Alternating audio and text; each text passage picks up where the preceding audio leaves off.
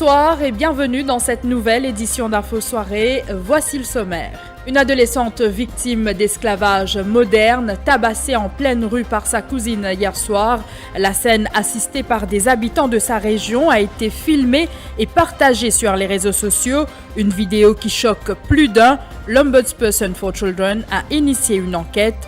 Aucune arrestation à ce stade. Le témoignage de l'adolescente à suivre dès le début de ce journal. L'ICAC passe à l'offensive après la saisie record de 3,6 milliards de roupies de drogue dimanche. 2 bateaux appartenant à la famille Gorobi saisis et un 3e frère arrêté. Cette famille est engagée dans les activités de pêche. Le ministre de tutelle Soudiar Modou nie tout lien avec les Gorobi. La députée du MMM, Johanna Béranger, monte au créneau. Le Hansard de l'Assemblée nationale publié aujourd'hui ne mentionne pas les propos injurieux prononcés à l'Assemblée nationale mardi, tandis que l'incident figure bien dans la vidéo officielle de son intervention reçue du département vidéo du Parlement. La Mauritius Global Diaspora organise pour la toute première fois des élections générales virtuelles. Les Mauriciens pourront voter en ligne les 8 et 9 mai prochains pour les mêmes partis politiques qui s'étaient alignés lors des élections du 7 novembre 2019. L'initiateur du projet, Kovilen Nosingen, nous fera part de ses objectifs. Et à la fin de cette édition, nous mettrons le cap sur le Maroc où une Malienne a donné naissance à 9 bébés alors que les échographies n'en montraient que 7. Mais d'abord, la Camerounaise Anita Michelle Gefak Esperopa, libérée sous une caution de 250 000 roupies et a signé une reconnaissance de dette d'1 million de roupies. Elle est soupçonnée d'avoir tué son époux, un Polonais de 49 ans. Le drame s'est produit aux petites heures mardi dernier à Grand Gobe. La mère de 2 enfants qui plaide la légitime défense devra se présenter au poste de police de la localité 2 fois par jour. Elle comparaîtra devant la justice le 6 juin prochain. Elle est représentée par maître Zakir Mohamed. Encore une agression filmée et partagée sur les réseaux sociaux, mais cette fois pour dénoncer cet acte à l'égard d'une adolescente de 16 ans. La vidéo a été partagée des milliers de fois sur les réseaux sociaux et on y voit 2 femmes malmener une fille qui est par terre. Elle est tirée par les cheveux. On lui inflige des coups au visage. Pourquoi cette agression d'une rare violence? Nous avons retrouvé la fille sur la vidéo et sa mère. Elle raconte qu'elle est traitée comme une esclave, faisant le ménage, donner le bain aux enfants de sa cousine, mais aussi acheter les boissons alcoolisées. Quand la fillette n'a pas voulu continuer à vivre chez la cousine, elle a été agressée en pleine rue. Elle témoigne avec le consentement de sa mère. Après, une fois, mon gars battait pour moi, plusieurs fois, mon gars battait pour moi. Ici même. Quand mon cousine même en bas, qui faisait battre moi parce qu'il m'a fait quand mon bonne cousine, je pas content de se tromper moi dans la case. Je peux m'en faire l'ouvrage, je suis moi une esclave, je m'en vais de petit, comme on est là pour me sortir, moi avec mon bon camarade, je dis ouais, copie elle rentre dans la case. Comme on pas dans le code lié, il tape moi. Mais puis je ne peux pas capturer si ban naturel tu peux causer, tu peux jouer, tu peux taper, tu as une boîte sur la main, ban là fait vite la guerre là. Nous sommes la police va les café non ni. Ban même moi en état, ça fait moi sortir, si moi sortir pour taper moi. La mère raconte que sa fille était sous la garde de son père quand il était en prison, mais s'est retrouvée au final dans un shelter avant d'atterrir par la suite chez les nièces de son père. La mère a porté plainte après avoir visionné la vidéo de l'agression. La fille a reçu des soins à l'hôpital et l'affaire portée à la CDU son témoignage. C'est dans le shelter, mais ce papa tu n'as sous la garde, il n'avait le manifeste mauvais, papa le met vidéo, sa cousine ramasse-les. Enfin, généralement, c'est besoin d'un enfant là, oui, moi d'accord avec eux. Enfin, moi aussi, je suis dans le banque à sa fois, mon avis, un peu bouleversé, moi, tu peux faire pour yon, tu allais venir, mais là, mon réfère mon avis. À cause, il va aller que Dieu, il veut bien avec d'autres enfants, faire l'ouvrage, il y a un petit fille, il voulait 17 ans, il a 3 cousines en bas, il parle de 350 personnes, il vient rester dans la cave, faire l'ouvrage, sans tous les enfants, ben, d'ici, il vient. C'est laisse-moi l'esclave, c'est dominer les enfants du monde. À la petite de bois, de ça, il boit de autant. Pourquoi laisse mes enfants aucun part? Pour laisser mes enfants rester avec moi, parce que mon fils prend l'autorité CDU, on passe CDU, tout ça là. Dans la police, on fait seul enquête, on a fait série d'une seule enquête. De son côté, l'Ombudsperson for Children a ouvert une enquête. Rita Venkatasammy s'est dit choquée par la violence sur la vidéo, mais également par rapport au fait que personne n'a porté secours à l'enfant. Son bureau suit cette affaire de près. Tracassé pour les enfants dans ce pays-là, parce que je suis là, c'est un mineur. Et devant autant témoins, un adulte permet de battre les enfants parce que la vidéo là claire, hein, il nous peut trouver que ces enfants-là ont battu et qu'ils ont beaucoup battu. C'est vraiment inquiétant comment nous sommes capables d'abuser les enfants et me tracasser pour ces enfants-là parce qu'il y a de l'information qui est assez inquiétant qui je peux régler pour battre encore. Et nous pouvons assurer la sécurité, nous faire le nécessaire, nous téléphone la police, nous écrire au Child Development Unit. Mais il est bien important qu'ils sécurisent ces enfants-là. Et le stand de l'Ombudsperson dessus, c'est qu'ils enfants-là visent à une place of safety. Si ce maman est capable d'assurer qu'il peut donner une place of safety, ok, qui est avec la maman. Mais s'il n'est pas capable d'assurer ça, il vise à un shelter qui personne ne connaît quotidienneté, parce que c'est sécurité avant tout là. Interrogé, la police affirme qu'il n'y a pas eu d'arrestation pour l'heure. Aussi à la une ce jeudi, les 3 frères Gorobi sous les verrous. L'enquête sur la saisie record de 3,6 milliards de roupies de drogue contient aussi le volet blanchiment d'argent et les 3 frères devront s'expliquer sur l'expansion fulgurante de leur business de pêche en seulement quelques années. Les 3 demeurent actuellement en détention policière.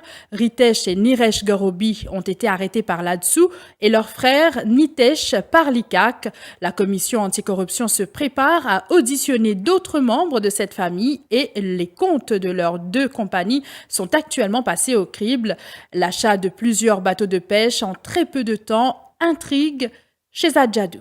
L'ICAC est déjà en présence de plusieurs documents concernant les compagnies que géraient les frères Gorobi depuis 10 ans. Cela fait quelques années qu'ils ont fait l'acquisition de gros bateaux de pêche qui se rendent en expédition pour au moins 30 jours sur des bancs de sable. Alors qu'ils ont toujours fait état de pertes, leur source de financement pour leurs différents projets intrigue les enquêteurs. Ritesh Gorobi, qui est président d'une association regroupant des pêcheurs de bancs, a fait entendre sa voix à plusieurs reprises lors des conférences de presse.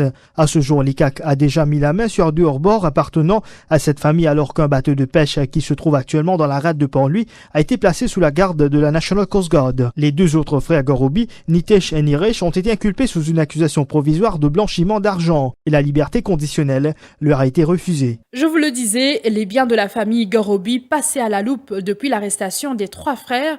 Nous apprenons ainsi qu'à ce jour, elle dispose de 5 bateaux de pêche enregistrés au ministère de tutelle. Ils sont enregistrés sous différents noms de sociétés.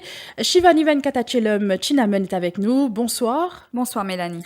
C'est Ritesh qui est le premier des frères Gorobi à s'être lancé dans le secteur de la pêche en 2012, Shivani. Et oui, Mélanie, Ritesh Gorobi a enregistré pour la première fois un bateau au ministère de la Pêche en octobre 2012, le Royal Phoenix. Il l'a fait en tant que directeur de la compagnie Babool & Sons Fishing Co. Limited.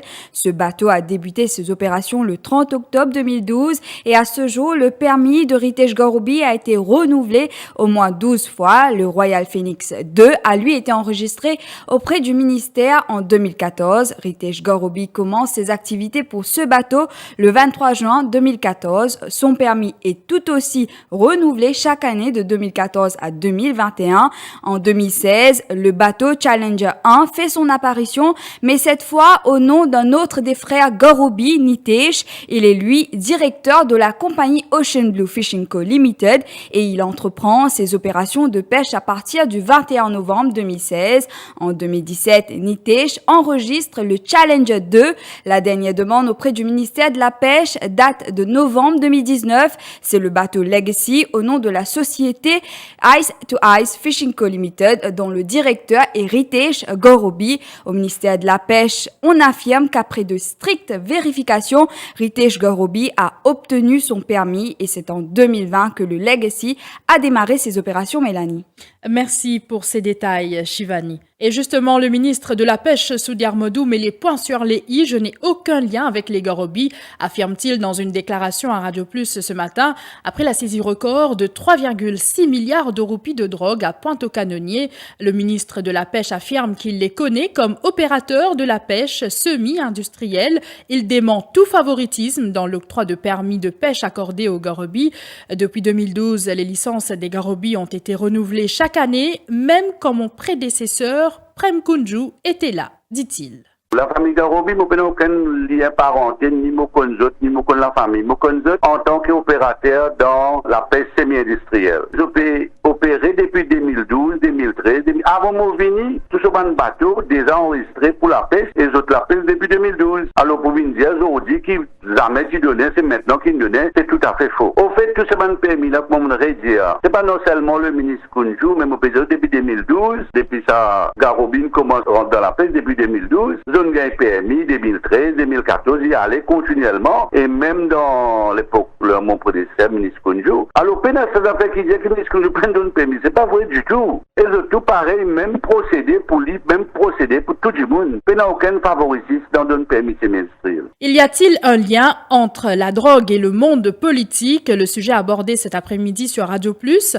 Des milliards de roupies transitent par des sociétés écrans et Maurice est associé à ces listes de pays engagés dans le blanchiment d'argent, devait affirmer Reza Outim, parlementaire du MMM.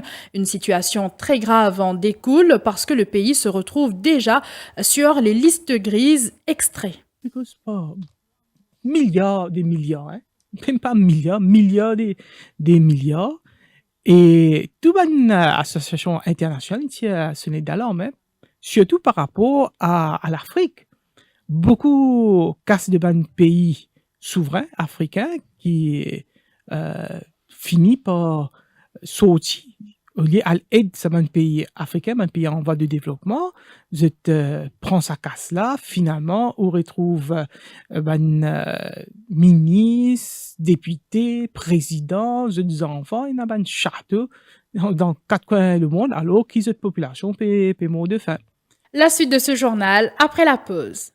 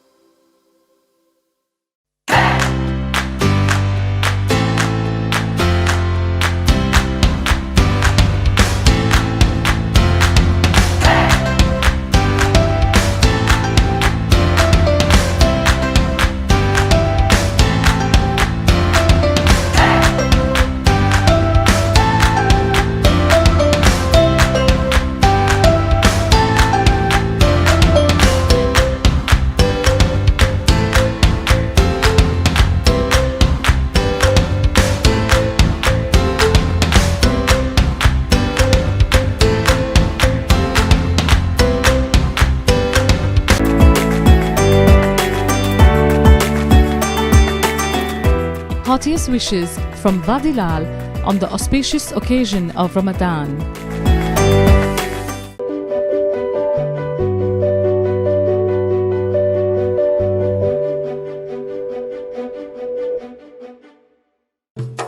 Eagle Brand Spices présent plus qui 100 ans dans la cuisine. Beaucoup Mauriciens ont grandi en saban saveur là. Nous avons désenvoyé tes épices pour tout type la cuisine, pour tout ban Mauricien. Vous pourrez trouver nos ban produits à ban petit prix et dans tout ban supermarché et que la boutique Précotou. Eagle Brand The Spice Master.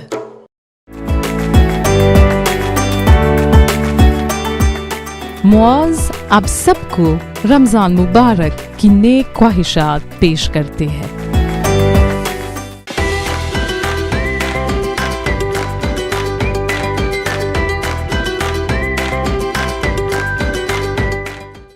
Pas d'erreur, c'est le sieur.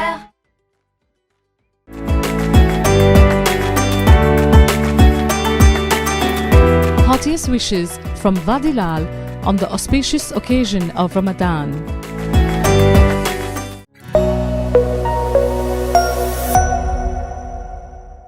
La polémique enfle autour des propos injurieux tenues à l'Assemblée nationale mardi dernier.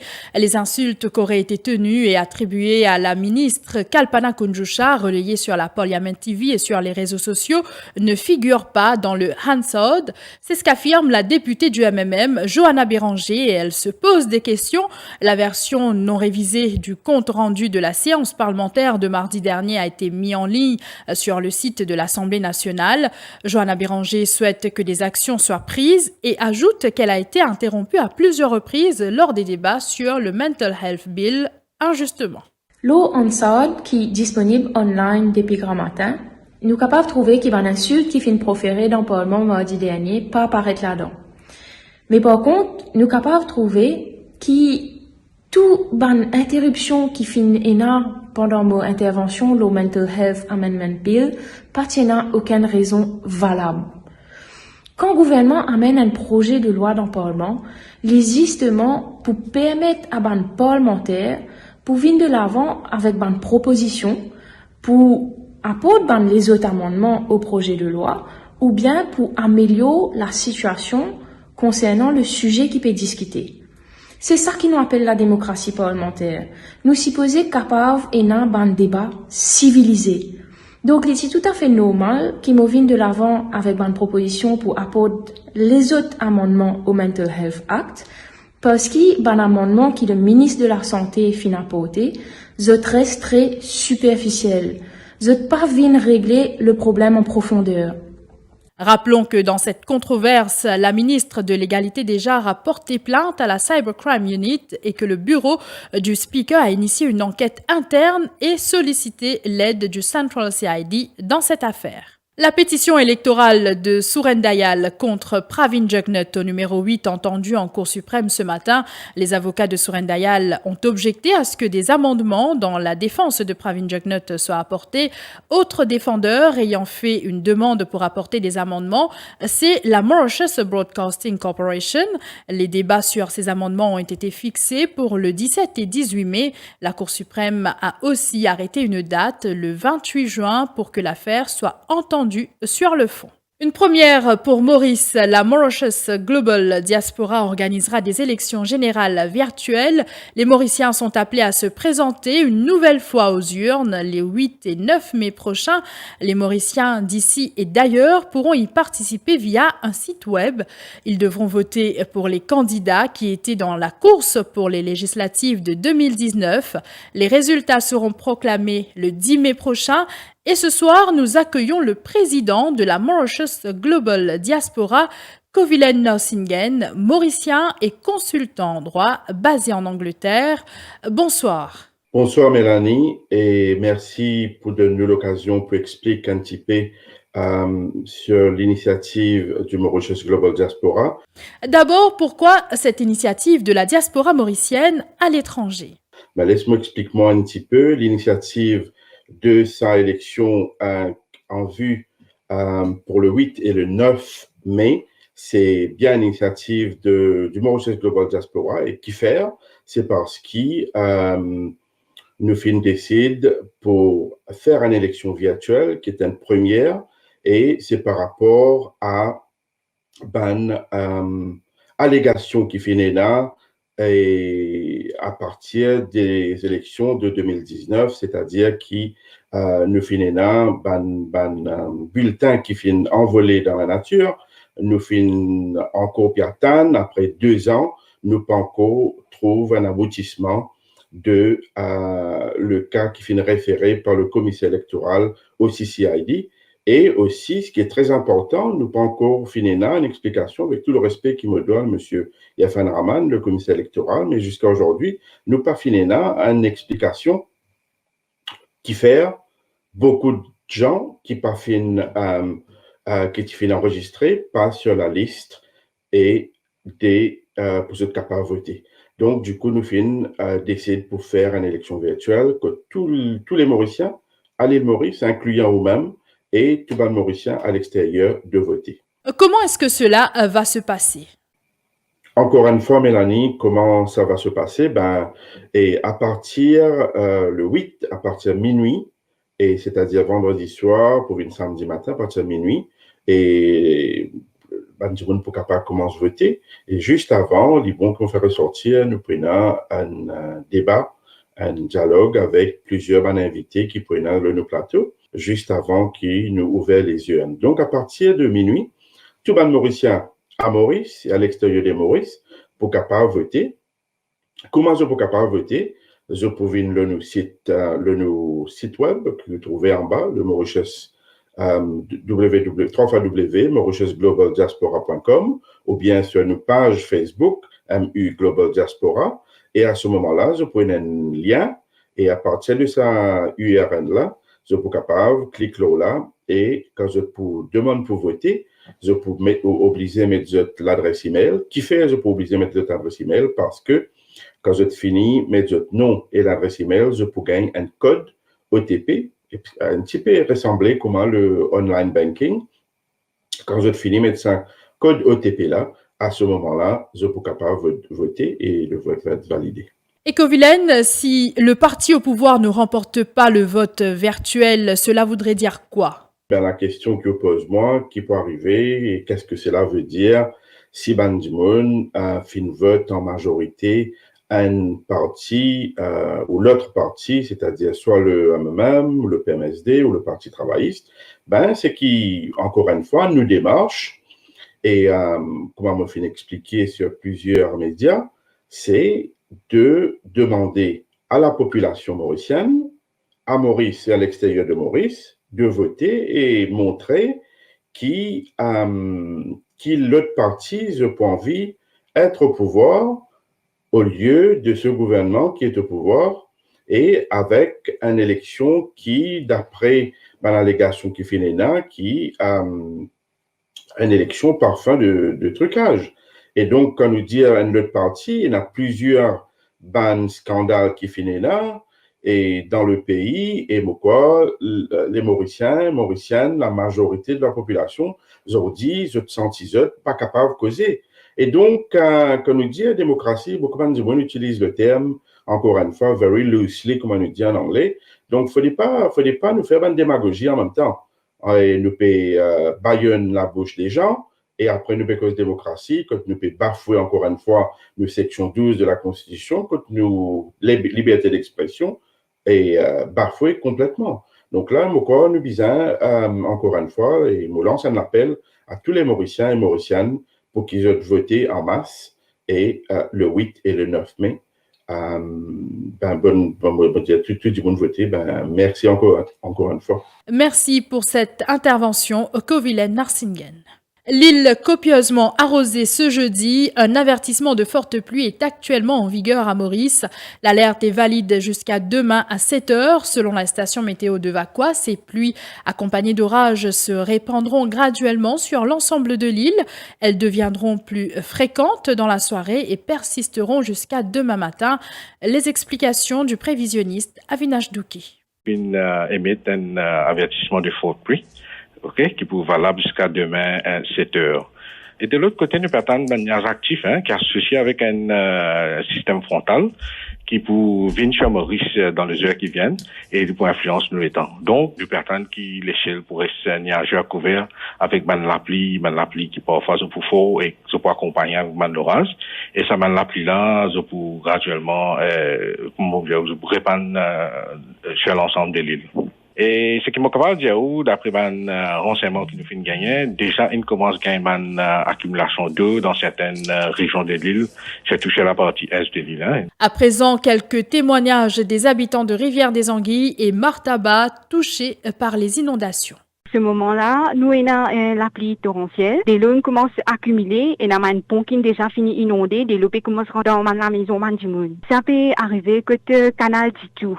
Ça, il trouve jeudi bois de Martaba. Man habitant là même qui ont téléphone moi et ils envoient moi une vidéo qui dès l'eau fini vin au chemin. Puis commence à rentrer que zut. Mais ils ont déjà fini placement de bloc. Pour des l'eau là pas rentrer que zut. Son dernière fois c'est fini man ministre. Ils ont peine inondation. Mais quand peine la pluie, là on trouve maintenant fini. Mais était là dans ce moment-là une inondation. Le pont est inondé. Des l'eau commence à rentrer dans la maison. Et pour terminer cette édition, cette naissance multiple intervenue au Maroc, une Malienne malienne a accouché de 9 bébés mardi par césarienne au lieu de 7 annoncés par les résultats d'échographie faits au Mali comme au Maroc. Après un séjour médical de 2 semaines dans un hôpital de Bamako, la femme a été admise le 30 mars dernier dans une clinique marocaine pour la prise en charge de sa grossesse. La ministre de la Santé et du Développement social du Mali a annoncé que Halima Cissé, la maman et les nouveau-nés, 5 filles et 4 garçons, se portent bien. Voilà, c'est ici que prend fin cette édition. Merci de l'avoir suivi et très bonne soirée à vous.